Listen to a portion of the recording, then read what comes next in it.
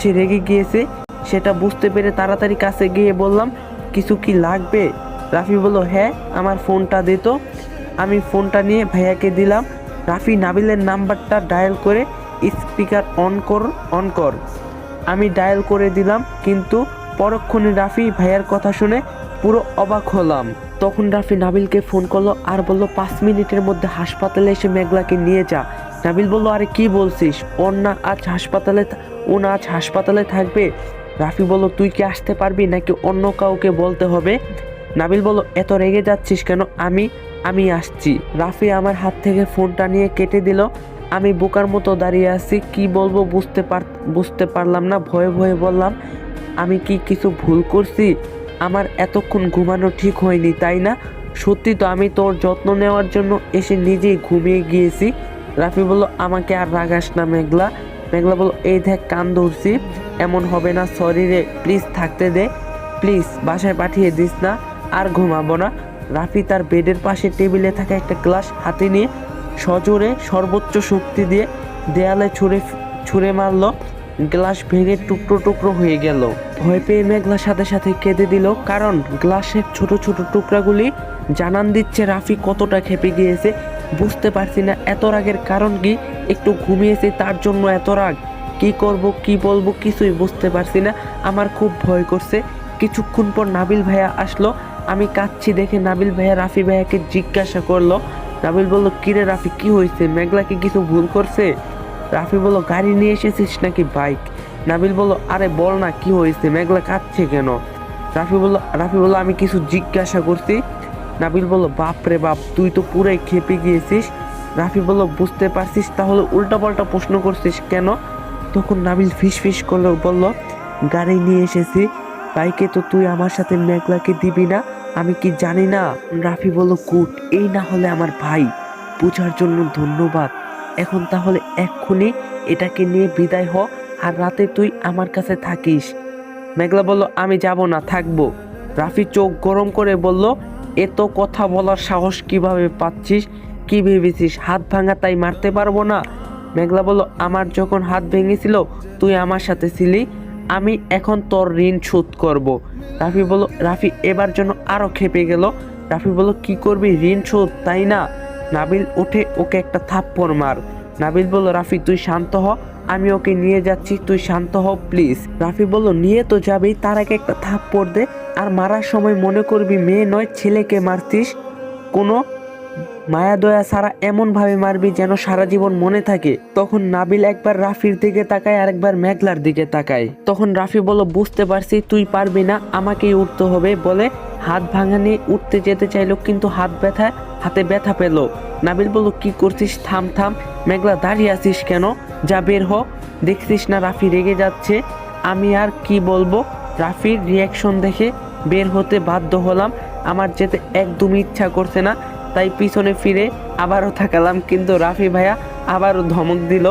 রাফি বলল, ন্যাকামি হচ্ছে এখানে, বের হ ডায়না বুড়ি।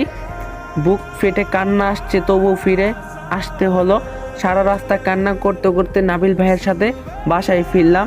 ভাইয়া আমার আগে বাসায় ঢুকলো, নিজের রুমে গেল, আর আমি বাসায় ঢুকতে সবাই এসে আমাকে যা নয় তাই বলতে শুরু করলো। বড় মা বলল, কিরে ভিডিওতে লাইক দে। বড় মা বলল, কিরে মুখ পড়ি, ছেলেটাকে রেখে চলে আসলি, এতটুকু করতে পারলি না? কোনো কাজটাই তুই পারিস না, শুধু বসে বসে খেতে পারিস, তাই না? তখন নীলিমা বলল, আমি আগেই জানতাম এমন হবে, তাই তো আমি থাকতে চেয়েছিলাম। রাফি ও বুঝে না কাকে দিয়েছে রাজার পাঠ। খালামণি, একে যে তোমরা কেন বাসায় রেখেছো বুঝলাম না, আমি হলে তো ঘাড় ধাক্কা দিয়ে বের করে দিতাম। ছোট মা সবসময় আমার পক্ষে থাকলেও আজ আমাকে বকা দিচ্ছে। একে তো ভাইয়া থাকতে দিল না, আবার সবাই আমার কথা শোনাচ্ছে। মরে যেতে ইচ্ছা করছে, কিন্তু কিছু করার নেই, চুপচাপ দাঁড়িয়ে বকা শুনছি। তখন কেউ আমার পক্ষ নিয়ে বলল, আহ কি হচ্ছে এখানে, ওকে তোমরা বকছো কেন? তাকিয়ে দেখলাম নাবিল ভাইয়া কথাগুলো বলছে। তখন ছোট মা বলল, বকবো না তো কি, আদর করব, ওকে যে দায়িত্ব দিয়ে আসলাম, ও রাফিকে একা রেখে চলে আসলো কি করে? নাবিল বলল, ও আসেনি, রাফি ওকে বের করে দিয়েছে। নীলিমা বলল, তাহলে নিশ্চয়ই খারাপ কিছু করছে, তাই তো বের করে দিয়েছে। এসব মেয়েদের যে কেন বিশ্বাস করো, এইসব মেয়েদের দিয়ে কোনো বিশ্বাস নেই। নীলিমা এসে মেঘলার চুলের মুঠি ধরে বলল, কি করছিলি বল। নাবিল এসে নীলিমার হাত ছাড়িয়ে দিয়ে বলল, কেন বের করে দিয়েছে সেটা গিয়ে রাফিকে জিজ্ঞাসা করো, মেঘলাকে নয়। ঘাড়তেরা একটা ছেলে, কখন কি করে ওই জানে না। শুধু শুধু মেঘলার সাথে খারাপ ব্যবহার করছো কেন? মেঘলা তুই ঘরে যা বলেই নাবিল মেঘলাকে ঘরে পাঠিয়ে দিল। নাবিল বলল, আমি রাফির কাছে যাচ্ছি। নীলিমা বলল, দাঁড়াও, হয়েছে, অনেক করছো, আর না তোমাদের কারো যেতে হবে না, আমি যাচ্ছি। আমার হাব্বির দেখাশোনা আমি করতে পারবো, সরো সামনে থেকে। নাবিল বলল, উফ, এসব মেইলি বিষয় একদম ভালো লাগে না, এই সড়ক তো রাফি একা আছে, যেতে হবে। নীলিমা বলল, তোমাকে যেতে মানা করলাম না, শুনতে পাওনি? আমি যাব, আর কেউ না। নাবিল বলল, মানে কি? নীলিমা বলল, একটা বিষয় খেয়াল করেছি, তুমি সবসময় ওই মেয়েটার পক্ষ নাও। মেয়েটা নিশ্চয়ই কোনো ভেজাল করছে, যার কারণে রাফি চায় না ও হাসপাতালে থাকুক। তুমিও তো ওই মেয়েটার পক্ষে, তাই তুমি গিয়ে হয়তো রাফিকে কোনো ক্ষতি করে দিবে, তাই তুমিও যাবে না, বুঝছো? নাবিল অবাক হলো। নীলিমা বলল, বড় মা, রাফি তোমার ছেলে না, ওকে যেতে মানা করো, বলো আমি যাব, আর কেউ না। নাবিল এবার হা হা করে হেসে বলল, বাসাটা দেখি রংমঞ্চ হয়ে গিয়েছে, নাবিলকে কেউ রাফির কাছে যেতে বাধা দিচ্ছে, ব্যাপারটা হাস্যকর। এই যে মিস, একটা কথা কান খুলে শুনে নিন, আমাকে রাফির কাছে যেতে শুধু বড় মা কেন, সারা বাড়ির লোক একসাথে হলেও আমাকে যেতে কেউ বাধা দিতে পারবে না। আজ প্রথমবার, তাই ছেড়ে দিলাম। নেক্সট টাইম আমার আর রাফির মাঝে ঢুকতে চাইলে এমন অবস্থা করব, নিজেই নিজের অস্তিত্ব খুঁজে পাবে না। নীলিমা নাবিলের দিকে আঙ্গুল তুলে বলল, এই তুমি জানো কার সাথে কথা বলছো? আমি রাফির হবু বউ। নাবিল চোখ গরম করে বলল, আমার দিকে আঙ্গুল তোলার সাহস কি করে হয় তোমার? আর তুমি কে সেটা আমি জেনে কি করব? কেবল তো হবু, আগে বউ হও। নীলিমা বলল, তো তোমার কি মনে হয় হবো না? নাবিল বলল, তর্ক করার সময় নেই, আমাকে যেতে হবে। বড় মা, তোমার ভাগ্নিকে বলে দিও আমার আর রাফির কেমন সম্পর্ক, আর এটাও বলে দিও একটু কম উঠতে। রাফি আর আমাকে নিয়ে বাড়াবাড়ি করলে মুখ থুবড়ে পড়বে। রাফি কারো ইশারায় চলে না, বউ তো দূরের কথা, মা বাবার কথাও শোনে না, নিজে যা ভাবে তাই করে।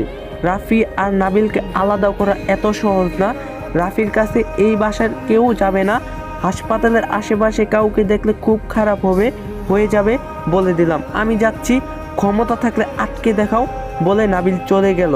রাফির মা বলল, নীলিমা কি করছিস? তোর শত্রু মেঘলা, তুই নাবিলের পিছনে কেন লাগতাছিস?